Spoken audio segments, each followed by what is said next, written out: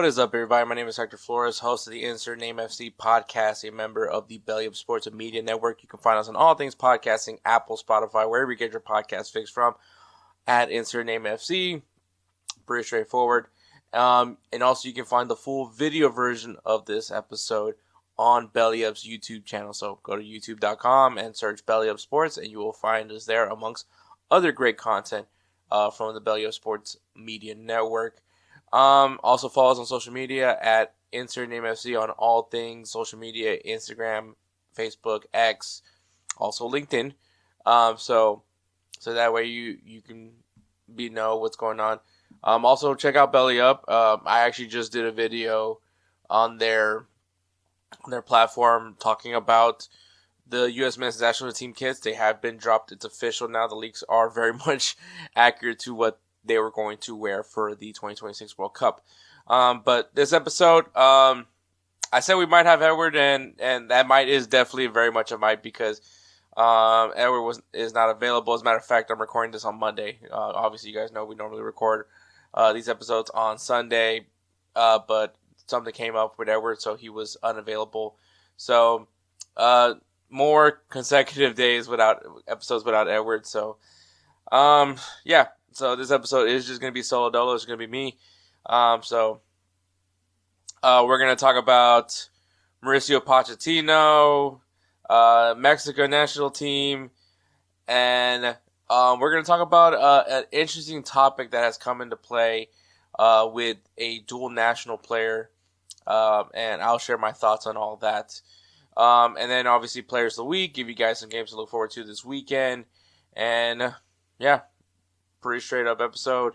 Probably gonna be a short one, guys. It's just me this episode, so it's probably gonna be a short one. Just depends on how long these rants go. I can't really promise you a lengthy one, but like I always try to do, I'm gonna put in my best to give you guys some great listening experience. So with all that being said, man, we're gonna go ahead and take a break and then go right into headlines. Let me tell you guys about Belly Up Sports. Belly Up Sports is the internet sports bar. Go ahead and check out their website, www.bellyupsports.com, to read some great articles from great writers all across the country, from hockey, baseball, golf, soccer, you name it. Belly Up Sports is the premier, not your average website. All right, guys, the first headline that we're going to talk about is we're going to talk about Mauricio Pochettino, because one of the most craziest things to have ever come out is, well, Mauricio Pochettino being shortlisted. So it was put up on ESPN, so of course, well, they have to have known something for this to even be noteworthy. I don't know. I feel personally that there's nothing coming from this, but it is a rumor and it's gotten people talking. But it was reported by ESPN that Real Madrid has shortlisted Mauricio Pochettino as a potential option in the summer for Real Madrid to be their next manager. Reasons why Mauricio Pochettino would be an intriguing candidate for Real Madrid. He has experience in La Liga. Obviously, he played and managed Espanyol. And then, of course, he does have top flight experience with the fact that he managed Tottenham Hotspur, even though I don't know if I want to use top flight for that, but he did take that team to the Champions League final, and I say that every day that is just an impressive feat of its own. I don't think that will ever be happening ever again for Tottenham. So at least there's that. He managed PSG and he managed Chelsea. Now I will argue that his time at PSG and Chelsea probably weren't the best experiences as far as anybody's concerned, obviously. And I think that I could argue that when you talk about handling the Real Madrid, like, it is something that you have to be able to manage all the egos that are going to be in that Real Madrid locker room. It is something that even as a good of a manager as Xabi Alonso was, as far as tactics wise, he was not able to control that locker room. So what has Pochettino showed that he can control that locker room? And I don't think he has. Tottenham is not PSG. Tottenham is definitely not Chelsea either. So, it's great to use Tottenham, but I think I think what he did with Tottenham was very admirable. I think it's really impressive what he was able to do with Tottenham during his time at Tottenham, because he made them a very competitive team. Once again, I just think that's an impressive feat just to be able to say that. And then once again, he took them to the Champions League final. But, I mean, when you look at his time at PSG, he had arguably, or at least what many people viewed as the best team that PSG has ever assembled, with the likes of Lionel Messi, Kylian Mbappe, and Neymar being your trident, right? Everything pointed that this team should be able to not only compete in Ligue 1, which is what is expected of PSG, which I believe he did win. That he did win Coupe de France, which once again is expected with PSG at this point. The way, especially with all that they have invested into PSG at the time, and so the expectation is to win the Champions League. This is a team that essentially is built to win the Champions League, and he couldn't get the job done. Now, would I say Eagles with PSG is anywhere near the Eagles of Real Madrid? Absolutely not. Like, I think when you're talking about Lionel Messi, Kylian Mbappe, which that's probably like the even thread there, and then Neymar. And honestly, like the other players in PSG, I wouldn't call them egotistical. I think the guys that you had at the time, like the likes of Verratti, Marquinhos, Angel Di Maria, like these are guys that I would not argue would be like, me first type of guys. So I don't think that was the challenge was just the fact that he was managing PSG with the expectation of that this is a team with Lionel Messi was expected to do great things in the Champions League. Only for him to leave, Messi were to leave, Kylian Mbappe was to leave, Neymar was to leave, and a team with Ousmane Dembele, Kvaratskhelia, Desiree Doué, Vitinha, a team with those players did it. Obviously, the previous season, last year. But yeah, and then obviously his time at Chelsea, which I think it's a mixture of a lot of things. One, just a board that really had no direction. They just bought a lot of players and were hoping, essentially the quote of just throwing shit on the wall and seeing what sticks. Sorry for cussing, Kelsey. But I don't necessarily blame that on Pochettino. I think honestly, the situation right now with Chelsea, it's a tall task right now because of just, once again, their solution is just throwing money at everything and not really trying to build with this team. Now, I will say Chelsea, it still has some quality there. But I think during that time, I don't think anybody expected Pochettino being able to lead this team to do good things. And once again, when you spend as much money as you are with a locker room, that's to the point where, comically, that you didn't even have locker room space for all the players that you have signed. Like, it's hard. It's just hard in general. Like, I just don't think it's an easy task at hand for any manager, let alone a guy like Mauricio Pochettino. Now, are there things that I like about Mauricio Pochettino? Obviously, me and Edward, we've joked a lot about Mauricio Pochettino whenever he was available. We're joking about him getting the Barca job. We joked about him getting the Real Madrid jobs. But like, at the end of the day, is he a bad coach? I don't think he's necessarily a bad coach. I think that he definitely knows how to get the best out of players. I once again, give props to him what he was able to accomplish with Tottenham once again. But I think once again it's about having guys that can buy into what he's selling. And it's kind of what's happening right now with the US men's national team. Now, does he have an amazing resume with the US men's national team? No.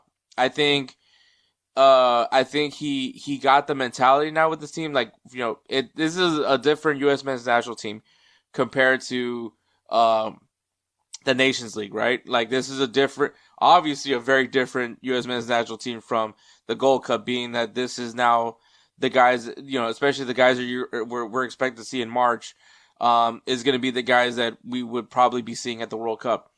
Like, more and more, this team has evolved. More and more, this team has bought into what Mauricio Pochettino is trying to instill in them, and that is a self-belief that they can be, in fact, competing for the World Cup.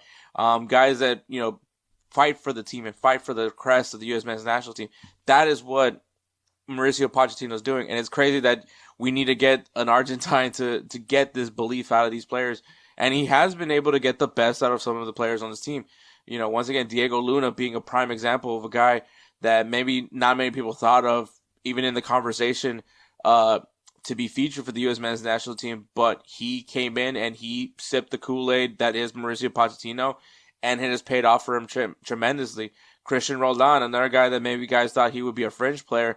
And honestly, with Mauricio Pochettino, looks like a really scary weapon to have coming in the final minutes of a match if he comes in off the bench.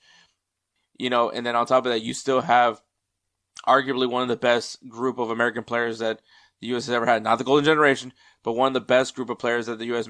has ever had, because of the fact that these are a lot of guys that have gone through some sort of youth system, whether it is through MLS's youth system or going through the youth systems of a lot of teams overseas, like, Weston McKennie going through the system of Schalke, Christian Pulisic when he went through the system of Borussia Dortmund, Chris Richards, an FC Dallas product that ended up going to Bayern Munich, and, obviously maybe didn't play academy games with Bayern Munich, but did end up moving amongst the ranks in Bayern Munich, then played at Hoffenheim, and now he's in a situation where he's at Crystal Palace.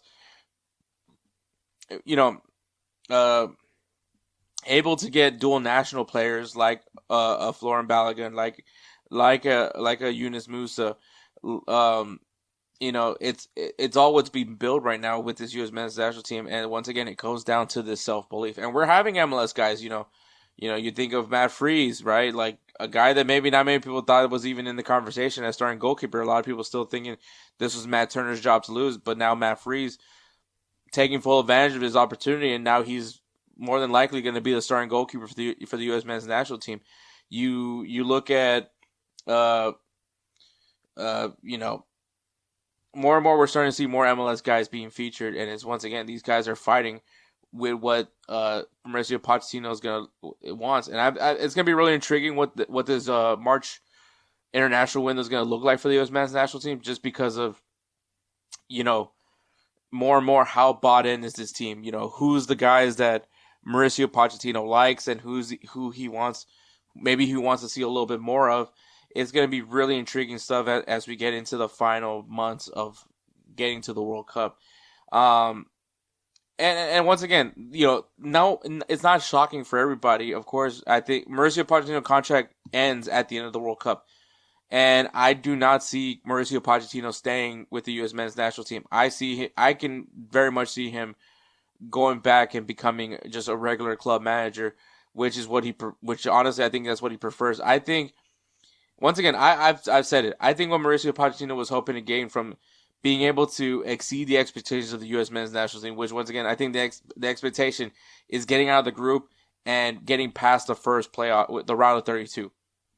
Right now, that's the expectation right now. If he can exceed that, that's just going to raise his stock of this guy. Not only is proven that he can develop guys or get guys to believe in him, but this guy just got the U.S. men's national team, the United States of America, to play better than what many people expected him to play. A lot of people honestly feel like the U.S. men's national team is going to get grouped, and I can totally get it. I totally get why. A lot of people don't really think that U.S. men's national team is a good team in general. All those things, obviously they make fun of the whole, everyone that keeps calling this a golden generation. Christian Pulisic, the LeBron James of soccer, all that stuff. Like the jokes write themselves, right? And obviously it's going to be very telling of Mauricio Pochettino if he can get this team to go further than anybody else anticipates them to go. It's going to open a lot of opportunities for him to, as a manager himself. It improves his CV. It makes people understand that, like, there's a reason why the things that he was able to do at Espanyol, the things that he was able to do at Tottenham, why it got him to a position where he can manage a PSG, why he could manage a Chelsea. And so, once again, if he's able to get these group of guys, this U.S. men's national team, guys that to buy into what he's doing, to get them to become a cohesive unit, I can maybe see why Real Madrid would be intrigued by him. And I think, obviously, if he can get that locker room to be just bought in and play for one another, because once again, it's a lot of individual players. I think Real Madrid, even though an amazing first leg against Manchester City, right? Hat-trick performance from Federico Valverde, my adopted son. Like that's really cool stuff, right? That's amazing to see him do that. But I think with Real Madrid right now, it just comes down to outstanding individual performances. When and like once again, the question keeps coming is, when are we gonna finally see Real Madrid play as a unit? Why are they gonna when are all these stars going to finally be more than just playing a bunch of stars? Like when can we see Jude Bellingham, Vinicius Jr. and Mbappe work perfectly together on the field together? Those are the things that people keep asking. Obviously, Arbeloa is not the guy. Like, as much as I love Arbeloa as his time as a player, what he's been able to do with La Fábrica, what he was able to do in Castilla, like those things are all amazing, and he's a really good guy. But he's not ready to be a manager of Real Madrid. He's there just because they needed someone to fill that role. Because obviously what happened with Xabi Alonso, which once again I don't believe is at all his fault. It's not his fault. I just think Real Madrid was just not the right situation for him. Could one day he return to Real Madrid and maybe it's a different story? I would like to believe so. But yeah, but the question really is, can Pochettino handle Real Madrid? And honestly, to me, I don't think so. I mean, if you couldn't handle Kylian Mbappe, Neymar, and I mean, Lionel, I don't want to add Lionel Messi because I don't think he is as egotistical compared to a Kylian Mbappe and a Neymar. But I mean, like, if you can't handle that, you couldn't get the best out of that trident. How certain can you say that he's gonna get the best out of Vinicius Jr., the best out of Kylian Mbappe, a second go around with Kylian Mbappe, Jude Bellingham, Arda Güler, Tchouaméni, Federico Valverde? How do you tackle those personalities? Not just those personalities, but then, Rudiger. How do you get the best out of this team? How, that's going to be the challenge at the end of the day. Like, what does Pochettino do that makes you think that he can handle this locker room, this amount of personalities? Because I don't think he's ever been close to having this many of personalities on a team. PSG might be the closest. Chelsea probably could be argued. But the thing with me with Chelsea was that, yeah, they paid a lot of money for a lot of players. But honestly, there are some guys that I don't even think were necessarily worth that money.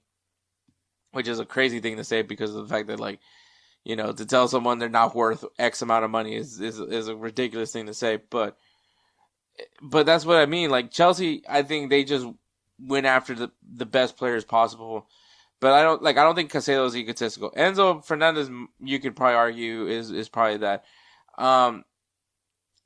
They bought a lot of guys. Cole Palmer has a chip on his shoulder. You know what I mean? I don't think he was there with Pochettino. But anyways, you get my point. Right now, I just, Real Madrid is just a different beast of its own. That, like, having a great tactical manager might not be the solution. The solution is just going to be a guy that can really just work with all the personalities that's going to be in that locker room. That's what made Zinedine Zidane so well with Real Madrid, because he was able to, and then plus he earned the respect from many of those players on that locker room because it's Zinedine Zidane, what he's been able to do not only for Real Madrid but as an international player. It just speaks for itself. And then, Carlo Ancelotti, I think the reason why, and I mean, Carlo Ancelotti could be argued as one of the best managers in the world. But I think with Carlo Ancelotti, once again, it's his pedigree. It's a lot of people respect the man that is Carlo Ancelotti, Don Carlo Ancelotti. All those things. There's a reason why he's held to a high regard with the team, and so I don't necessarily think that's it doesn't have to be like a well-known player, but Ancelotti, obviously, with all the accolades that he has, his CV is bar none one of the best CVs. He's won literally every league in the Power Five, right? He's won in France, he's won in Germany, he's won in Italy, he's won in the Premier League, he's won La Liga. Like, he is the definition of one of the best managers. He's won multiple Champions Leagues with multiple clubs. Like, he is in fact one of the best managers in the world. And that's why and it's because of his ability to get the best out of his players. He's a player's manager at the same time, but also really good at preparation. And I think that those are tough shoes to fill. Xabi Alonso, I felt, was a great guy tactically, but I think the thing was he just didn't know how to handle the person. He could do all the stuff that he did with Bayer Leverkusen. He just can't do it at Real Madrid. So I think and then coming back to Pochettino, because you guys probably feel like I'm talking too much about other guys not named Pochettino. Pochettino, once again, I think that he is a good manager. I just don't know if he's a big club manager. That's the thing I just don't know. Can he really handle personalities? And I don't think so. I think what happened at PSG is a clear indicator. I think Chelsea was a clear indicator. Tottenham is not PSG. Tottenham is not Chelsea. Tottenham is not Real Madrid. So for him, and I'm not trying to say that they're not a big club. Clearly, they're part of the Big Six in the English Premier League, but it's a different environment versus the environment of Chelsea and PSG and Real Madrid, where the expectations of a season is to win trophies, and if it's not, it's a massive failure. Whereas Tottenham, let's be honest, like they'll be happy just to get a trophy, So I think that is like it's just levels on levels. I don't think Mauricio Pochettino, and also I wouldn't look at his time with the U.S. men's national team as a clear indicator of him being of a quality manager for Real Madrid. Yes, the last few games for Real Madrid have been really good. But, I mean, at the end of the day, we're not really going to know what he can really do with this team until the World Cup. Until the World Cup, we will not know if this team is actually good. The friendlies are great, but when the game actually matters, this is why, once again, I feel like we missed out on a clear opportunity to really figure out about this team. Because, the Gold Cup should have been that tournament for us to see how this team does in a competitive setting. I mean, Nations League also as well. But, I mean, like, Gold Cup was just, like, for me would have been if you could really just, mollywop everybody on your way to the final and show Mexico who's boss with your actual A team. I would probably feel a little bit more confident going into the World Cup. But I think that, like, once again, once we find out what this team looks like come kickoff in the 2026 FIFA World Cup here in North America, we're not going to be able to know what Pochettino is going to do. I don't think that he is at all should be in the conversation for Real Madrid. I think that they just said the name, just say the name. But I mean, obviously the reality is, by the end of the World Cup, and also the other thing is, like, will Real Madrid wait till the end of the World Cup to have their manager? I don't think so.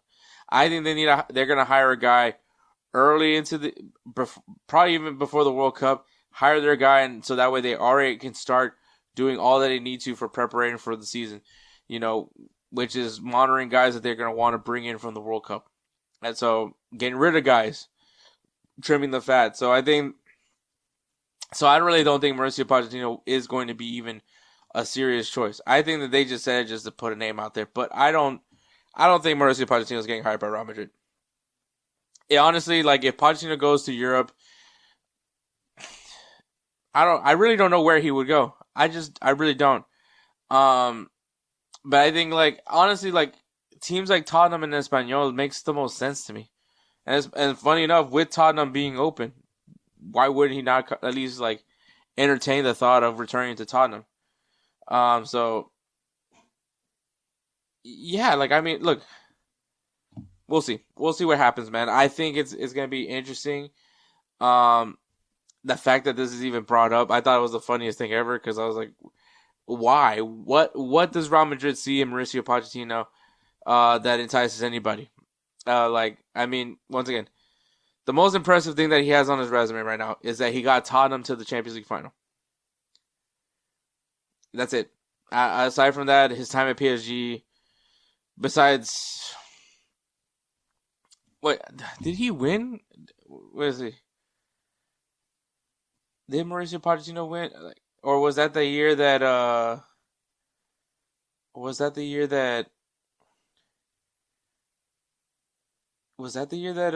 Lille won? Or did Pochettino stay for one more season? Did he do 2 seasons at PSG? Hey guys, this is Hector from the Insert Name FC podcast, here to tell you guys about Canada Dips. It is a great tasting, superior alternative to traditional dip using CBD in a way that is radical, enjoyable, and effective. It comes in 5 core flavors: wintergreen, mint, citrus, mango, and American spice. Canada Dip CBD is the new evolution in dip, allowing guys to enjoy great, long-lasting taste without the downsides. If you guys want to go ahead and try them out, use the code BELLYUP20 at CanadipCBD.com. Once again, BELLYUP20 at CanadipCBD.com, and you'll get yourself 20% off your purchase. Thank you again for Canadips for being a great partner of Belly Up Sports. No, yeah, they won 21-22. So they did win with Pochettino. I'm thinking, was it 2021? Was it was the year that they? Yeah, it was 2021. All right, so Pochettino did win, but I was just curious about that part. But yeah, so yeah, we'll see what happens with Pochettino. I don't. Once again, I think if there's any big club that's really gonna be that I think will actually hire Mauricio Pochettino, I think it's gonna be Tottenham. I think Tottenham will wait for Mauricio Pochettino availability, but at the same time, like, the clock is ticking, man. Like, are you going to wait for Mauricio Pochettino? I don't know. I really don't know. Honestly, like, the crazy thing would be if they announced Mauricio Pochettino signing with a team before or even during the World Cup, like, that's gonna be it's gonna be a distraction. It's gonna be a distraction, like, because like all these players are just gonna be thinking about, like, man, dude, our manager's gonna leave, which I think a lot of people do. Like, a lot of these guys should know that Mauricio Pochettino's leaving. I don't think anybody thinks that Mauricio Pochettino is, like, going to just spend his whole career managing the U.S. men's national team. Once again, but he has a home in Barcelona. Like, I don't even think he actually, like, stays here in the U.S. I don't think he lives in the U.S. I think he actually just goes to Barcelona, because, I mean, he still goes to Europe and, scouts the U.S. men's national team players. But, like, I'm just saying, man, I don't think that this guy ever thought this is the long-term plan. I think that his plan was, if I can get the best out of the U.S. men's national team, get them surpassing any expectations that anybody has for them, I could probably get a good job after this. And I think that's exactly what he's doing. But yeah, I don't think he's gonna be taken seriously for the U.S. men's national. I mean, he's not gonna be taken seriously for the Real Madrid job. Would I hate him at Real Madrid? No, I do have some respect for Mauricio Pochettino. I just don't think he can handle Real Madrid. It just takes a certain special kind of manager to really get the best out of Real Madrid. And it's not Mauricio Pochettino, I can tell you that much. But we'll see, man. We'll see what happens with Pochettino, man. It's an interesting storyline to follow of where he's gonna go at the end of the World Cup. After the World Cup is over, like, where does Mauricio Pochettino go? Does he go to La Liga? Does he go back to Tottenham? Those are gonna be some things that are really gonna be interesting to ask when the time comes. But yeah, that's the first headline. Next headline is El Tri, not specifically like El Tri as a whole, but it is the goalkeeper situation with El Tri, and that's because, well, Mexico's first choice goalkeeper, Ángel Malagón, he's out. He's out with an Achilles injury, so he is definitely going to not be available for the World Cup. And obviously this is a big loss for Mexico. At the same time, it's like big loss for Mexico, but at the same time, I know that there's been a lot of frustration with Malagón. Maybe not living up to what people were hoping he would continue progressing whenever he was called up for Mexico. Honestly, like, I'll be honest with you, Mexico is still very overwhelmed. Is still underwhelming. Like, they're winning their friend. The one that haven't been winning their friendlies. They're just not playing up to par of their standard. And I'm once again, like, the identity of Mexico when it comes to the World Cup is just that they're just that team that just finds a way to punch above their weight. And I don't think we necessarily have seen that in Mexico lately. And this is coming from a Mexico hater. But Mexico is still a very strong team in CONCACAF. They compete in CONCACAF. I've said that many times before. When Belly Up Sports, we did our Gold Cup Super Show, I told everybody that Mexico was probably going to win the Gold Cup, and they did. Because once again, when it comes to these competitions for CONCACAF, Mexico goes it takes it very seriously, and they make sure. And I mean, I would argue that team that competed in the Gold Cup is very much their A team. maybe not fully their A team, but definitely like a good amount of their players are going to be A team, are their A team guys, including Malagón. And so Malagón, once again, he's out. So, and that's a very unfortunate situation. You want your best players available, and this is the things that kind of suck when it happens. You know, injuries happen, and it's terrible when it's a World Cup year because you're hoping to see these guys do their best and make a good representation of your country. Ugh, sorry for yawning. But they won't be available. So you know, next man up, right? Next man up, and so the options right now are that at least the recent call ups. I'm just gonna say recent call ups right now. The guys that were called up in the last international friendlies, not including January. I don't think this includes January, but Raúl Rangel from Chivas de Guadalajara and Carlos Acevedo of Santos de Laguna. Raúl Rangel, Chivas looks really good right now. Very solid defensively. You could probably put some credit to Raúl Rangel as well on that portion. Or let me see. Let me make sure I'm not talking out of my ass when I'm talking about Chivas de Guadalajara. But Chivas does look surprisingly really good this season, especially after it's been a rough couple of years for them. But yeah, Chivas de Guadalajara right now have 8 wins and 2 draws. Let me see. What's their goal differential? +8. So they scored 17 and allowed 9 goals in. So not the worst goal differential. It's a pretty decent goal differential. Let me see the fixtures. Nope, that's not what I'm looking for. Oops. That's unfortunate. Chivas, they're currently 3rd place. So they did beat America recently. They lost to Cruz Azul and they lost to Toluca. Oh, they also beat Santos 3-0. So yeah, I mean, pretty decently defensively, and maybe don't give up at least not too many goals. So yeah, and once again, Raúl Rangel, you could probably give some recognition to him as a player, for how they've been playing. So not a bad player. And then in the other option in Carlos Acevedo, I think Carlos Acevedo, many people thought that he would be like the next goalkeeper for Mexico. Santos is right now like dead last. Acevedo has not been the best player, but yeah, he's I mean, but his backline isn't necessarily helping him too much. But the thing with Acevedo, like I said, a lot of people really thought that I think he was like a really young captain of Santos Laguna. Very young player. A lot of people thought that this guy would be like the next goalkeeper for the Mexican national team, and he just hasn't really lived up to full fruition. At least or at least when he does have that opportunity, I think injuries probably is another thing that has happened with him. But when you look at, and kind of like in this situation, when you move on from a Memo Ochoa, right? You move on from a Memo Ochoa and you think that, like, who's going to be the next guy? Like, I don't think many people had Ángel Malagón, at least initially, in their bingo cards. I think a lot of people felt that Carlos Acevedo would be the next guy to take that mantle of being the number 1 for Mexico. But Malagón, just when he saw his opportunity, he took full advantage of it, and now that's why he's the first choice keeper.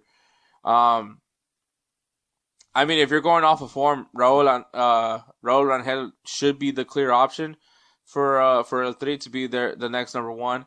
Carlos Acevedo, I would assume, does get called up as well as long as he stays healthy. But what are some other options at goalkeeper? You have Carlos Moreno Pachuca. Not a bad option, captain. Maybe not necessarily. He's 20. I believe he's 28. Maybe not necessarily something that you're excited. You get excited over. But Pachuca is currently 4th. And Moreno is looking pretty, at least decent. Right now he's got 4 clean sheets under his belt. So that could be a viable option. You also have Alex Padilla, who right now, let me see. Alex Padilla. He's currently in Athletic Club Bilbao. I know he actually went to Pumas on loan. Uh, but now he's back with them. As I think it's kind of tricky with him because I believe in his situation, he doesn't really play. He did play in the Copa del Rey, which was a 1-0 loss to Real Sociedad. But I mean, yeah, he doesn't really play many matches. He was playing a lot of Copa del Rey matches. Uh, so I think that would be the concern right now for a guy like Alex Padilla. He just doesn't play with Athletic Club Bilbao, and obviously, and that's like for obvious reasons, right? Because you have Simon, Unai Simon over there, so it's kind of like you're not going to start over him. Like I said, he did go on loan to Pumas the previous year. Maybe not the most spectacular time there, but still. But yeah, so yeah, he's here. It is an option. I think if you're not, because I believe he's also Spanish. So I mean, if you wanted to go down that route, I mean, you could, you know, you know, you could go after him and maybe he's not going to be your guy. Maybe if you believe in Angel and you believe it, or Acevedo, if you believe in those two, and you just want to bring Padilla in just to bring him in, just to get a good look at the guy, and maybe he can be your goalkeeper. But once again, he's just not playing enough to get you be like, yeah, this guy could be a starter for us right now. Because I mean, matches matter. Now, if they want to bring in a guy that is for a fact playing, um, well, there is one guy. There is one guy. And um, he not that he's a meme, but obviously every World Cup, at least the most in the past World Cups, there is a player that he's gonna get talked about. He comes in he lives for this occasion, and that is the 41-year-old Guillermo Memo Ochoa, who currently plays in the league in Cyprus for AEL Limassol. He is playing. He's playing regularly. Now, is this the direction that that Mexico wants to go? Do they bring in Memo Ochoa? Is he now? The question will be: do you bring in Memo Ochoa just to have like an experienced veteran in the locker room, just a locker room presence guy, or is this a guy that, once again, if you're just not sold on Rangel, if you're not sold on Acevedo, you know what he can do in the World Cup? Yeah, he's 41. Yeah, he's playing in Cyprus, but I mean, this guy has a lot of experience in the team. Like, and on top of that, like, this would make if Memo Ochoa does get called up, this would make his 6th World Cup appearance, which he would be joining the likes of Lionel Messi and Cristiano Ronaldo in World Cups. I think, and this is like, I think logic tells you to go bring in Carlos Moreno. Logic should tell you that Alex Padilla could be an interesting decision, but the thing is, he's just not playing. Now you have Memo Ochoa, and I mean, I don't know if he's been playing great. I don't know, and I mean, depends on how you feel the Cyprus League compared to Liga MX. But that also depends, like, how confident are you in Raul Rangel? How confident are you in Carlos Acevedo? How confident are you in Carlos Moreno? Like, how confident are you in these three that you can talk yourself out of bringing in Memo Ochoa? That is the interesting conversation, right? Like, do you break glass in case Memo Ochoa is needed? That is a really interesting thing to think about, right? Like, is Memo Ochoa the only option? Should Memo Ochoa be the option? It's all interesting. And I don't think we would have even had this conversation if Ángel Malagón was just healthy. But at the same time, Malagón hasn't really looked great as well when he's been playing with America lately. So, what do you do if you're Mexico? Like, what do you honestly really do if you're Mexico here? And honestly, I'm really in the side that like you should be getting. You need to bring in your best possible option. Like, to me, Raul Rangel, I think right now is the top choice option. I don't necessarily know if Carlos Acevedo should really be considered as an option right now. Carlos Moreno, the way he's been playing with Pachuca, tells me that he should be given an opportunity at least to compete for the one spot. Especially, at least go toe to toe with Raul Rangel to see who's the first choice goalkeeper. Memo Ochoa, I think he's well beloved from all the Mexican fans. I'm a big fan of Guillermo of Memo Ochoa. I'm a big fan of his. But the thing is, it's just like, what does he bring to the table? Like, what are you planning on playing with Memo Ochoa? And those conversations are going to be made. Every minute is going to be, when are we going to see Memo Ochoa? When is Memo going to come on? Is Memo going to play? Is Memo going to be featured? It's going to be Memo. And so that's going to be especially if Rangel isn't playing well. Especially if Carlos Acevedo isn't playing well. Especially if Carlos Moreno isn't playing well. Like, the question is going to be, Memo Ochoa should be out there. And, I mean, when you talk about experience, you want to talk about leadership presence, this could be a guy. It's just the question would be, is his athleticism still there for the world stage? Personally, I'll be rooting for Memo Ochoa. I just think the memes are hilarious when he's on for the World Cup, because it's like the jokes are always, every 4 years this guy comes out of nowhere and just is like one of the best goalkeepers. So even though he is actually a really good goalkeeper, maybe not as of lately, because I mean he is 41 years old, but I think it's an interesting story to follow. I think Memo Ochoa is probably being looked at right now as a very viable option for Mexico. But I also wouldn't be shocked if Carlos Moreno gets called up, because I think if as far as when you're talking about guys that are playing right now pretty well in Liga MX, Carlos Moreno should be a name that gets brought up. But we'll see. Maybe they go off the wall. Maybe they bring in Alex Padilla just to get him some locker room experience with the team. Maybe they think he's their next guy. We don't know. I sure as hell don't fucking know. Sorry for Kelsey. But it will be intriguing to see what happens with Mexico, because it is such a this is like the worst thing to happen when you have an important player. And not only on top of him, but Marcelo Ruiz also got hurt pretty badly. I think it's an ACL tear as well, or not an ACL, but it's a bad injury for Marcelo Ruiz as well.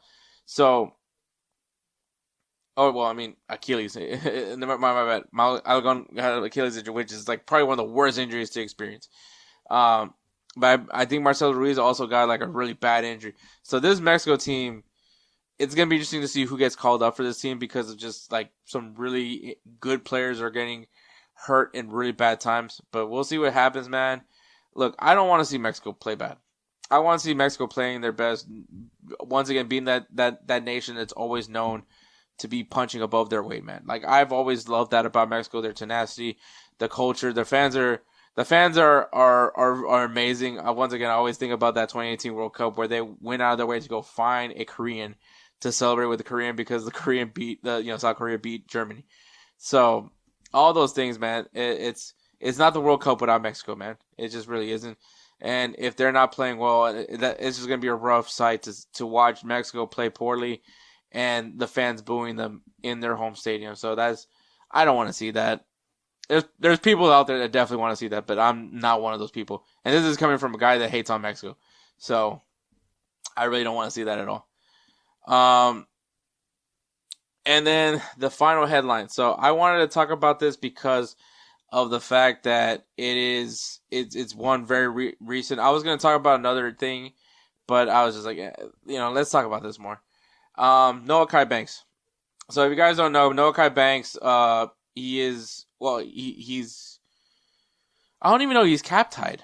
I honestly I don't know if he's cap tied. If you guys don't know what cap tie means, it means when a player has played for their national team and now they're tied to that nation.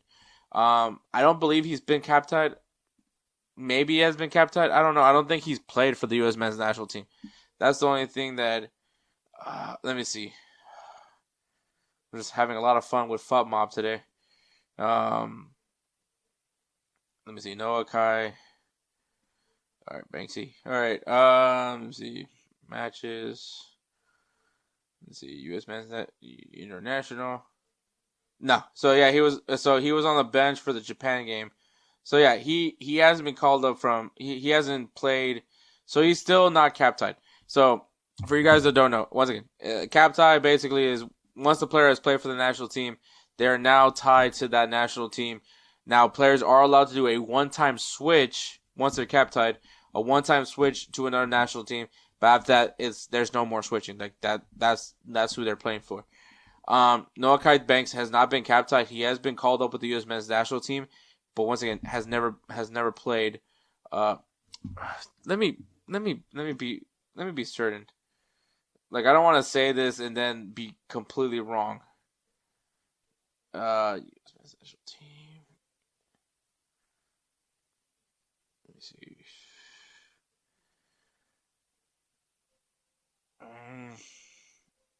Is he cap tied? That's the only thing I need to know. Has he made a U.S. men's national team appearance? Righteous Felon Craft Jerky is the official jerky of Belly Up Sports. For over a decade, Righteous Felon Craft Jerky has led the American meat snack revolution by concocting delicious, adventurous, U.S.-sourced jerky recipes for uncompromising carnivores across the country. With 15 different flavors to choose from, Righteous Felon has all jerky lovers covered, and by using promo code BELLYUP, you will get 15% off your purchase at RighteousFelon.com. Do your taste buds a favor today and rip into a bag of Righteous Felon jerky. I don't think he has. I don't think he's been cap tied. Let me see.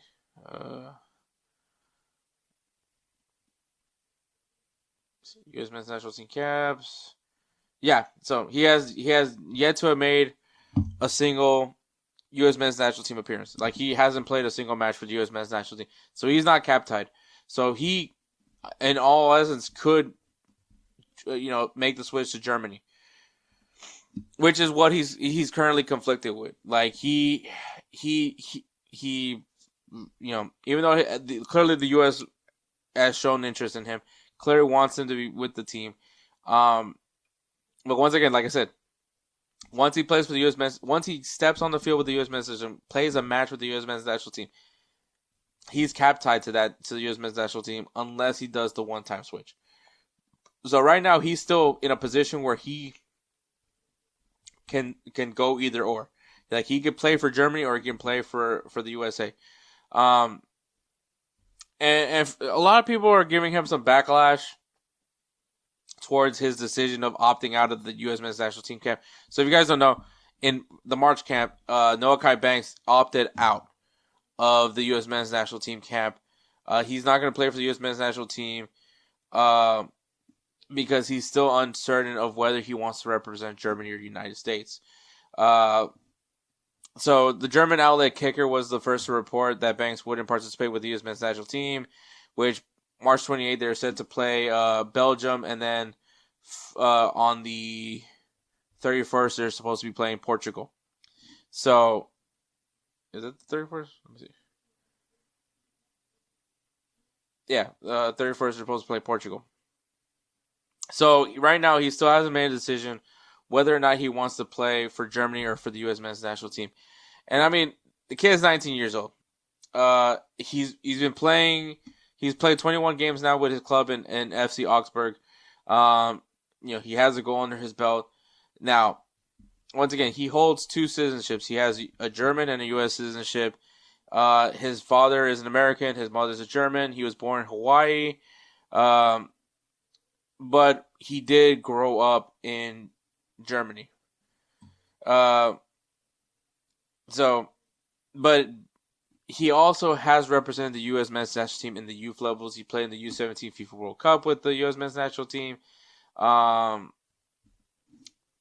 it's once again, it's what the thing that people don't understand, especially when you're a dual national. When you're tied to multiple countries, like the thing is for people to understand, like in order to be qualified for a certain national team, you either have to have citizenship of that country, which players have gotten citizenship to play for a certain national team. The nation you were born in, your natural born citizenship, and then in FIFA it allows you to play for where your parents are from, or even grandparents, because Mason Greenwood is a prime example, at least of that exception. So like for prime example, I'm not going to use Noahkai Banks here. Prime example. Fuck it, use me. Sorry for cussing. I was born in the United States. My parents are from El Salvador. So if somehow I became miraculously a really good soccer player, I could have, say like the U.S. men's national team is interested in me and El Salvador is interested in me. I can choose to either play for the U.S. men's national team or I can choose to play for El Salvador. One, if I'm remotely good enough for the U.S. men's national team to look at me, I probably rather play for the U.S. men's national team. No offense to El Salvador. I love you. Now, if the U.S. men's national team isn't looking at me, I'm definitely playing for El Salvador. But that's not here or there. But for this case, and I think this obviously is a different situation because, well, not even a different, because I think a lot of people would clearly prefer to play, like if you had the choice, like gun to your head, like if you had to choose between Germany and the U.S. men's national team, like who's going to give you a better chance of winning a World Cup? It's probably Germany. But the question is, does Germany have interest in Noahkai Banks? Now, they did. Nathaniel Brown is another German-American player who has, I believe, now chosen to play for Germany. So it just goes down to, once again, what matters to you? Do you want to play for a team that you may or may not go get a chance in? So, like, the question would be, like, if Noahkai Banks is certain that he's going to get a shot with Germany. And I mean, I think that's the reason why he's opting out. There has to be something that's telling him something is going on where he knows that he has a shot with Germany. And honestly, I don't blame him for wanting to play for Germany. And here's the thing, though. And this goes back to, a conversation that I had with Musa with national teams, right? With nationality. Like, for the people that, were taking so many jabs at that a lot of the French players are not French. They're from Africa. They should have been playing for their African nations. Like, if you choose to play, like, the thing is, like, these guys chose to play for France. Was there some sort of advantage in playing for the French national team? Probably. That's not my place to say whether or not. My whole thing is that they chose to play for France. They felt French. They wanted to play for the national team for France. There's something about that French national team that they felt some type of way that they needed to play for the French national team. And that's all that really matters. No one, the other hidden agenda, all that crap. Like, but if these guys wanted to play for their African nation, that's cool too. That's the whole point of this. The whole point of this, it doesn't matter what national team they play for. Just play for the one that you want to play for. And these guys chose to play for France because they are French. They feel French. As a matter of fact, some of them were born in France. Some of them, yes, moved from Africa to play, to live in France, but gained French nationality, gained French citizenship. So for you to tell someone that they're not French because you were born here, but they're French. That's all I gotta say. And this is kind of the same thing with Noahkai Banks is American, yes, but he's also German. He grew up mostly German. So for me, yes, like the U.S. offer him opportunities? Did he play for the U-17 level? Yes. But once again, like at the end of the day, like if you have a shot, if this kid has a shot to play for the German national team and has grown up in Germany, has lived in Germany, has a German mother. Yes, he has an American dad. but he grew up. He was raised German. You don't think he's gonna want an opportunity to represent Germany? And who are we to judge him for wanting to play for Germany? Yes, it would be great for him to play for the U.S. men's national team. I would have loved for him to be playing for the U.S. I would love for him to want to play for the U.S. men's national team. Like I would love for him to be excited about the U.S. men's national team. But if you're conflicted, that's not a bad thing either. Like he wants to weigh his options. Once again, you get a one-time switch. You get one-time switch. You want, like, this kid doesn't want to waste it. He still is not cap tied to a national team, and if there's a chance that he gets to play for Germany, why wouldn't he want to take that opportunity? He can now compete in Euro. He can now compete. Probably be considered a heavy favorite for World Cups because Germany is always one of the stronger teams in World Cups. Like. But at the end of the day, the thing that really matters at the end of the day, it doesn't matter of who gives them the best probability of playing, who gives them the best probability of winning titles, like, winning trophies, who gives them the best probability of this, that, and the third. At the end of the day, if he feels German, if he wants to represent Germany, let him represent Germany. Now, if he feels American and wants to represent the U.S., let him represent the U.S. It's the same thing that goes with the hate that Diego Luna got for choosing USA over Mexico. Like, one, there was real. Like, I have no ill will with Julian Araujo. Julian Araujo was cap tied to the U.S. men's national team, made the one-time switch to Mexico, and there's nothing wrong with it. Like, he talks about it all the time. Like, he's like, yeah, my parent, I grew up in a Mexican family. I'm Mexican. If he feels Mexican, then it's fine. Like, if he, maybe at the time when he was seeing the calls, he was like, maybe I don't have a shot with Mexico, but I have a shot with the U.S. men's national team. So he took it.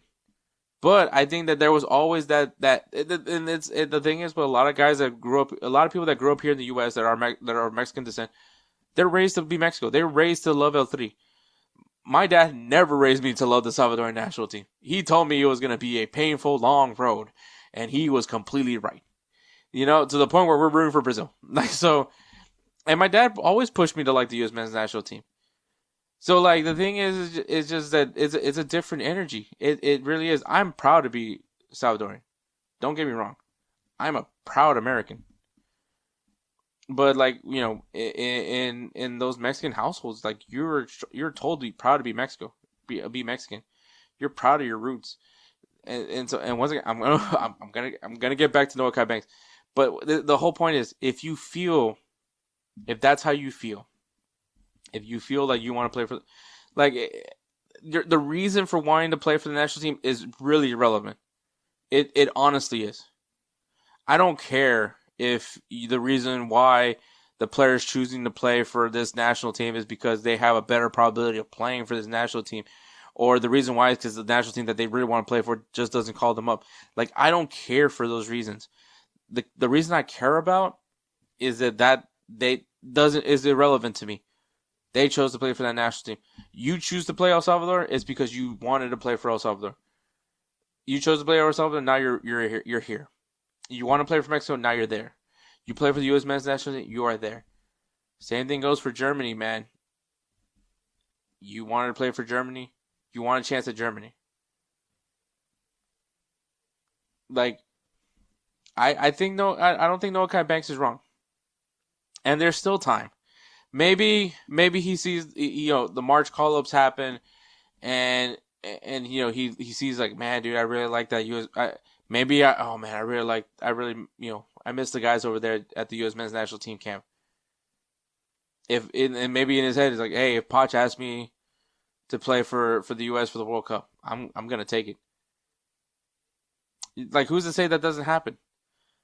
This kid is not cap tied. That I think that's the thing, the part that I'm trying to, like, at least continue hitting. He's not cap tied. Like, he's honestly in a position where he can weigh his options. His options are Germany and USA. If he wants to, this is the prime. He's 18, like 19. He's young. He's not even remotely an adult. Like, he has time, man. Like, look, is he getting called up with Germany? Like, I mean, have you seen how stacked Germany is? I mean, if he gets a call up, great, man. He's been showing up, man. He's been balling out pretty. Like, well, I'm not gonna say balling out. He's been performing. He's playing consistently with Augsburg. I think that's something that's worth note, man. Like, I think if Germany is looking at him, and once again, he grew up German. I know for a fact if I grew up in El Salvador, like maybe I was born in the U.S. but I moved to El Salvador and I grew up in El Salvador, I would want to play for El Salvador. I'm Salvadorian. I would feel very much Salvadorian, more Salvadorian than I feel now. I want to play for the country I lived in, the country I grew up in. That's how I feel right now with the U.S. Like if I miraculously was a good soccer player and the U.S. men's national team offered me an opportunity to play for them, I would play for the U.S. men's national team because I grew up in the U.S. I want to represent this country. And I know that's a crazy thing to say now these days, but like that's the genuine feel. Like I think that there's nothing wrong for Noahkai feeling conflicted between these two options. Yes, he's played with the U.S. in some sort of level, yes, but at the end of the day, he's German. I would love to talk to like Jermaine Jones to see his viewpoint of like when he made the decision to play for the U.S. men's national team. Even though he's German and he grew up in Germany, what was the feeling when he made that decision? Those are interesting points. That at the end of the day, like if you feel like what there is, like once again, there's the reason for whatever you choose to play for a national team is really irrelevant. At the end of the day, if you play for the national team, that's what the country you want to represent. No ifs, ands, or buts, or maybes. That's the country you want to play for. And I think that's where Noahkai Banks is at. Like, do I want to play for the U.S. or do I want to play for Germany? What matters more to him? And I don't think he's making a wrong decision. I don't think he's making a bad decision here. Him opting out is not a bad decision. The people are like, oh, I don't want him here. I don't want him here. They're like, oh, he's young. He has all the time in the world. There's plenty of World Cup cycles that are going to come. He needs to make sure that he makes the best decision for himself. Because once again, you only get one time. Once to make that switch. So I'm with Noahkai Banks, man. Like I don't think that this is at all a bad decision. So I'm all for it, man. Do what you think is best for yourself, and that's what really matters more than anything else. But yeah, that's headlines. We'll take one more break, and then not one more break. We'll take another break and then go right into players of the week. I love soccer, Peggy. All right, guys. Players of the week is brought to you by SeatGeek. SeatGeek is an amazing ticketing site, app, however you're using it, man. It has a very easy grading system using colors and numbers. If the number is super low and very red, that means keep scrolling through the app. You're gonna find a better deal. I guarantee you. If it's super high and very green, that means those seats for that event. Buy it. This is a great deal. Go ahead and enjoy your event. Me and Errol, we use SeatGeek for a lot of the live events that we attend to, from concerts to even sporting events. It has you covered, man. So if you guys aren't sold yet, maybe you're still on the fence. Well, for first-time users, save $20 off your first purchase with the code BELLYUPSPORTS at checkout. SeatGeek, Live in an event. We have the tickets. Of course, I get hiccups right now.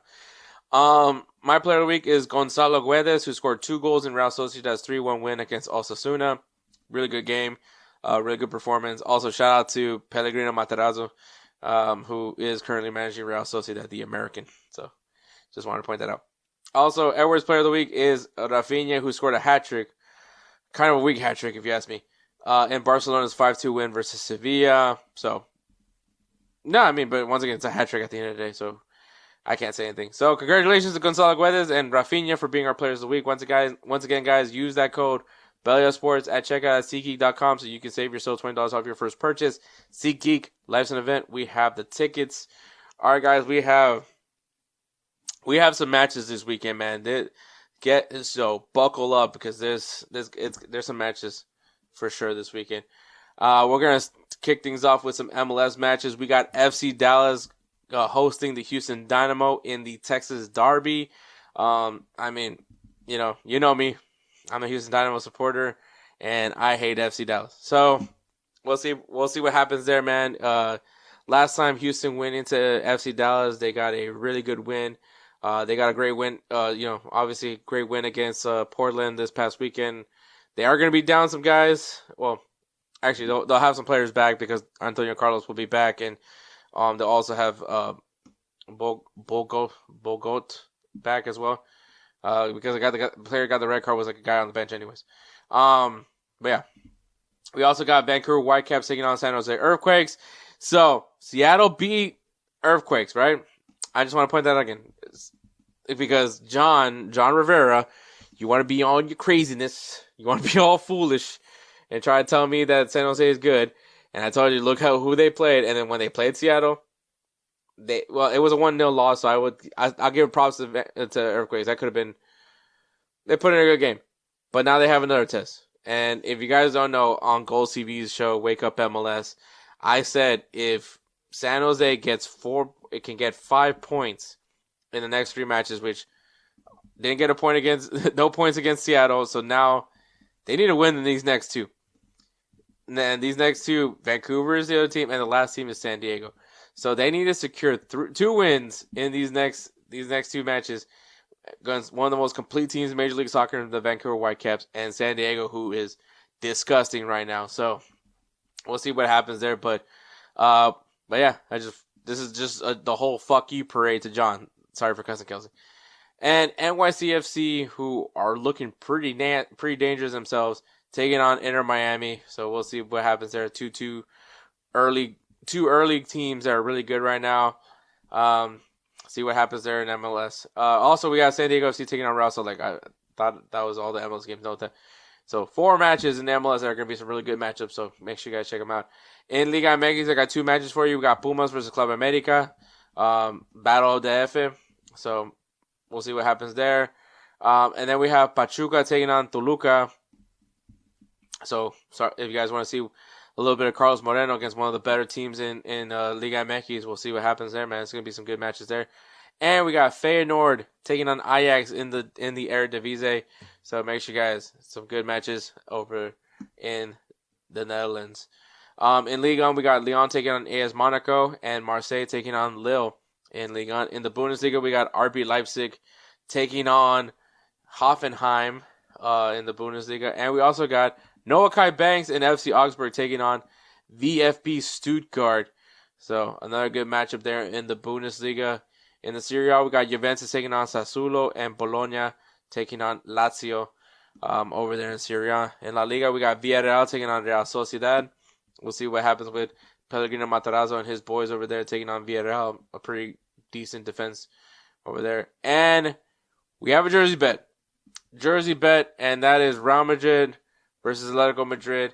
The Madrid derby is this weekend. So last time they played, Atletico shellacked Real Madrid. So we'll see. Maybe the roles can be reversed in this go around. But that is La Liga. In the Premier League, we got Brighton taking on Liverpool and Everton versus Chelsea. And we also have a cup final, the Carabao Cup final, Arsenal taking on Manchester City to see who's going to win the first trophy in the English Premier Leagues. In England, the other trophy that's in England. So Carabao Cup, Arsenal, Manchester City. It's gonna be a juicy one. I'm gonna try my best to make sure I'm available to watch that match, because it just has so much value right now to me. But all right, obviously that's not all the matches that are being played this weekend. But if you guys need a good beginner's guide, I think we gave you guys some good matches to follow through. Now we're gonna take one last break and then wrap this show up. Obviously, play some give and go, and then wrap this show up in a pretty little bow for you. Hey everyone, it's Ryan from No Credentials Required to talk to you about one of our newest partners at Belly Up Sports, SeatGeek. Yeah, live sports is great on television, but the feeling of being at the arena is a priceless experience. That's why our friends at SeatGeek are there to help you find the best tickets at the best prices. Not only can you get tickets to sporting events, but you can also get tickets to concerts, comedy shows, musicals, and more. Search for your desired event now at SeatGeek.com, enter promo code BellyUpSports at checkout, and you save $20 off your first purchase. SeatGeek. Life's an event. We have the tickets. All right, guys, we're back. All right, I am shuffling the deck right now to give and go. You guys don't know, give and go is every card tells a story. What's yours? Give and Go is the ultimate soccer card game packed with trivia, challenges, and conversation starters that bring fans together. With 3 game-changing categories, it's designed to get everyone talking, laughing, and reliving their favorite footy moments on the couch, at the pub, or wherever the game takes you. Sorry. Wherever you go, give and go. So, yeah, shuffling the deck, making sure that hopefully we don't get something that we've had before. So, you see, I'm going to grab the first 3 cards. Hopefully, it's nothing that we have done so far. I feel like at some point I'm going to... Okay, can't do these 3.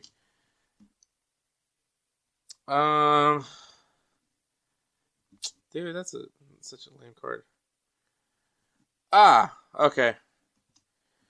This is going to be... That's a good one. All right. Hold on a second. Let me just put these cards away. Okay.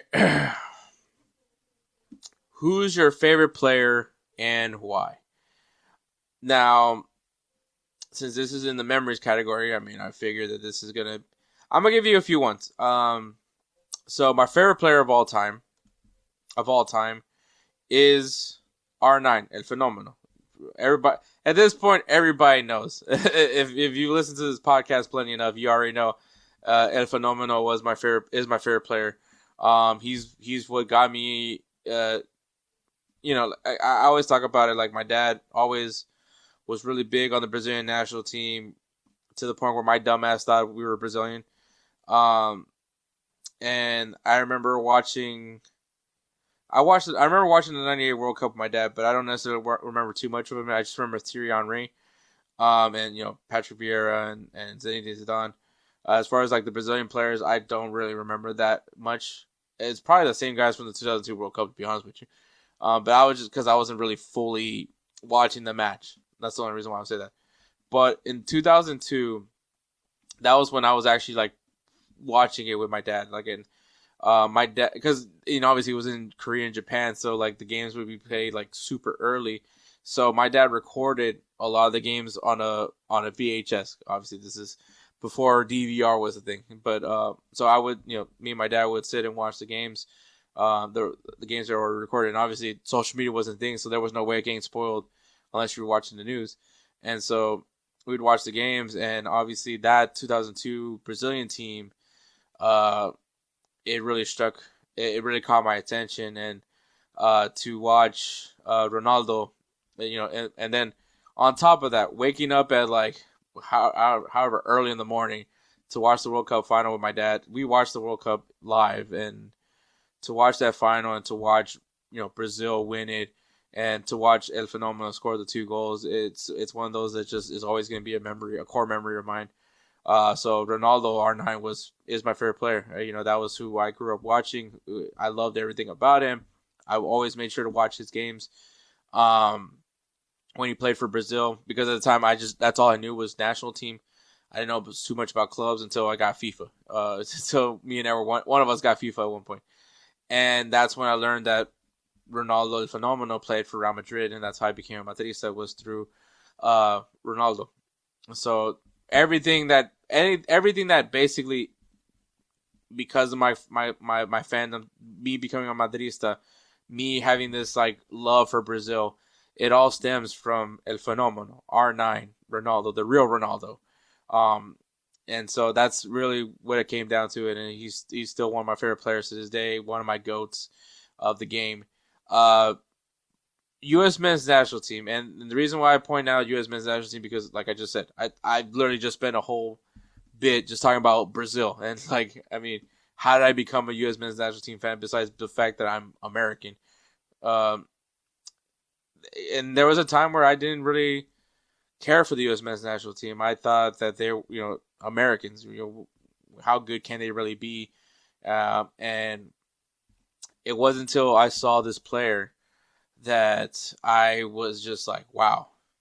Like, this guy made me change all my thoughts on the American player, and that is Kobe Jones. Kobe Jones, the way he played, I liked the style he played. And it made sense because I think once upon a time he did end up playing in Brazil. So it makes a lot of sense. It checks out as to why I would like him even more.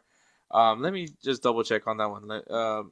But yeah, so Kobe Jones was a player that really got me to watch U.S. men's national team games, and let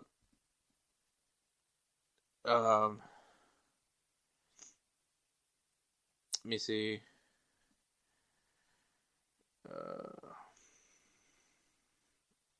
This is great podcasting, by the way. Pro career.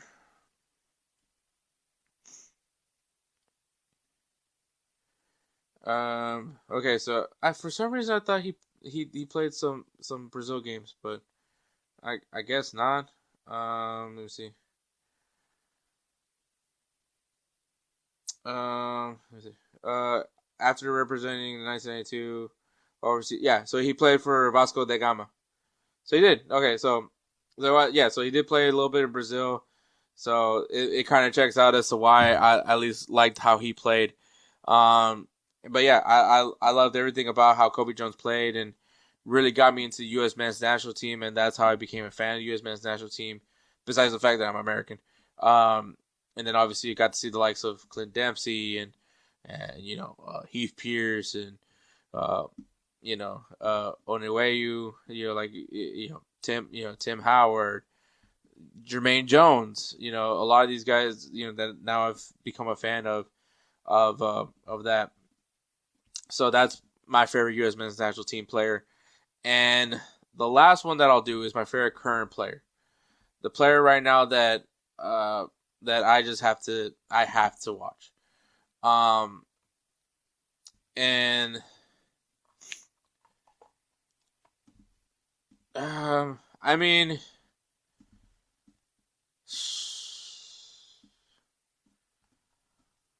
I would say Zlatan, but obviously he doesn't play anymore. But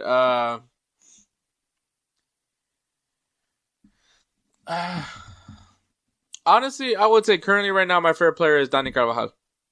He doesn't play as much right now just because of just age and injuries and all that. But Dani Carvajal, the thing I liked about him was just he's tenacious. Like, he doesn't give up on the ball. He's probably not the most talented player on the field, but he works his ass off, and I think that's the reason why he's the captain of Real Madrid. At least is technically the captain of Real Madrid, but obviously because he doesn't play as much. Federico Valverde is the captain, but I don't know, man. Honestly, when I think of like the Real Madrid teams of recent years, like Benzema was always was my favorite player. He still is. Honestly, Benzema is still my favorite player. Probably currently, yeah, I would say probably currently right now. But since he's already obviously plays in Al Hilal right now, and don't really watch the Saudi Pro League. But yeah, Benzema is currently my favorite player. But if I had to talk about Real Madrid players, first of all, I keep telling people this, bro. Not many people believe me when I say this, but when Real Madrid announced their Galacticos 2.0, right, the new Galacticos, they announced Ricardo Kaká, Cristiano Ronaldo, Xabi Alonso as well, Raúl Albiol, and Benzema. And Benzema, I watched him play in Lyon, and I thought that this guy was solid, and I couldn't wait for him to play for Real Madrid. And he was very patient. I think that was one of the things that I took from Benzema. He was patient. He knew his role. He didn't take away the limelight from Cristiano Ronaldo, But then when it was his time, he took over. And I mean, him winning the Ballon d'Or is still one of the most satisfying Ballon d'Ors in my opinion, because I think that that's one of the few Ballon d'Ors where there was no disagreement. Like, this guy was very much the Ballon d'Or winner. And but yeah, Benzema, just the way he plays, and I think the way he performed as a captain for Real Madrid is kind of very showing. Because once again, you guys, if most people that know me, I don't like forwards as captains, but that was the exception to the rule. Like, besides him and Raul, those were the exceptions. Like, that was the few times that I would actually be cool with a forward being a captain. But I think at this right now for Real Madrid, it's Dani Carvajal. If I had to pick a second, probably for Real Madrid, it's probably going to be probably Federico Valverde, just because it's just the way the kid plays. But I don't even think I could be calling him a kid anymore. But yeah, so but yeah, favorite player of all time, Ronaldo, El Fenómeno. U.S. men's national team, Kobe Jones. Currently Real Madrid, Dani Carvajal. But still active, Karim Benzema. Those are the guys. I would say Sergio Ramos as well, but obviously he's not playing as far as I know. But yeah. But yeah, man, guys, go Give and Go Games. GiveAndGoGames.com. Get you this game. This game is so much fun. I want to play with Edward so bad. Like, I want Edward to be on here at some point so we can play this, because Jesus Christ, dude. But yeah, it's a great game, man. I highly recommend it. Check it out, man. GiveAndGoGames.com. There's also a drinking version of this game, by the way. So make sure you guys check that out. But yeah, shout out to Belly Up Sports, man. Check out their website, bellyupsports.com. Follow them on Instagram, X, at Belly Up Sports. Lots of content dropping there daily over there on Belly Up. So make sure you guys go check them out, man. Show them some love. Shout out to Goals TV, man. Check them out on YouTube, Goals TV. Follow them on X at Goals_TV and on Instagram at Goals.tv. You'll see me on their YouTube channel from time to time with Wake Up MLS, and some other content that I'm sure is coming coming out of the woodwork. So make sure you guys check them out, man. Goals TV. Obviously, Jose comes on here pretty frequently, so if you already like that, it's gonna get better. And of course, if you guys listen to the audio version and you guys hear some of our ad reads, those beats are done by none other than Roosevelt Spencer. He is the namesake of the Roosevelt Spencer Player of the Year Award. We love Spencer so much that we named an award after him. So go to his Instagram at thatguydope. Once again, thatguydope. If you guys need some beat work done, hit him up. He will take great care of you like he always does with us. We love Spencer so much, man. There's just no more ways we can tell him thank you. But yeah, make sure you guys go and give him some love. Thank you so much for listening to episode 249. Is it 249? 249? Is it 249 now? I don't know. I've lost track at this point. There's just so many fucking podcasts. Let me see. Is it 240? Is it 249 or 240? It is 249. Episode 249. So thank you so much for listening to episode 249. Catch us next week for episode 250. No Edward. That episode will not feature Edward that episode, but Edward's going to be back at some point. He's going to be back at some point. Do I know when? I have no idea. But next week, episode 250, we'll probably try to see who we can get on to talk with me, so it's not just me. So, with all that being said, thank you so much for listening. Catch us next week for episode 250. Take care, guys.